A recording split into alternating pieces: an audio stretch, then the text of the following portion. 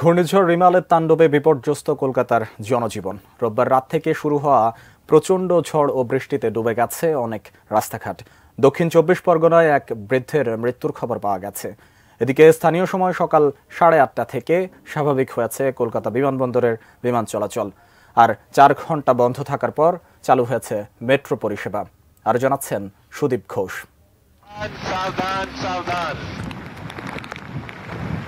ঘূর্ণিঝড় রিমালের প্রভাবে রোববার সন্ধ্যা থেকেই পশ্চিমবঙ্গের বিভিন্ন জায়গায় বৃষ্টি শুরু হয়। মধ্যরাতে আছড়ে পড়ে রিমাল।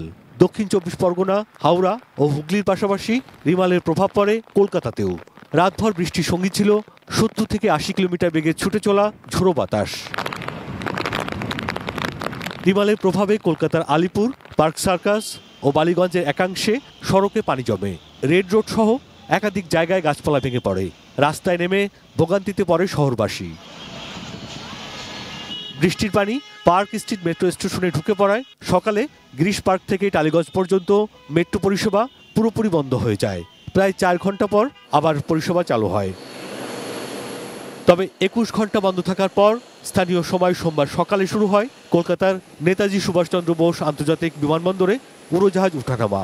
এছাড়া দক্ষিণ শিয়ালদহে ৮ ঘন্টা বন্ধ থাকার পর শুরু হয় ট্রেন চলাচল। রিমালের তাণ্ডবে দীঘা সহ উপকূল এলাকাগুলোতে ভেঙে পড়েছে ঘরবাড়ি, উপড়ে গেছে গাছপালা, প্লাবিত হয়েছে বহু কৃষি জমি। দক্ষিণ ২৪ পরগনায় ঘরের চালের উপর গাছ ভেঙে এক বৃদ্ধার মৃত্যু হয়েছে। রিমালের প্রভাবে সোমবার সকালেও পশ্চিমবঙ্গের বিভিন্ন অঞ্চলে বৃষ্টি হয়, সঙ্গে দমকা ঝোড়ো হাওয়া। ২ জেলা মুর্শিদাবাদ ও নদিয়াতে রেড অ্যালার্ট জারি করা হয়েছে। Sudip Ghosh, desk report, ATN news.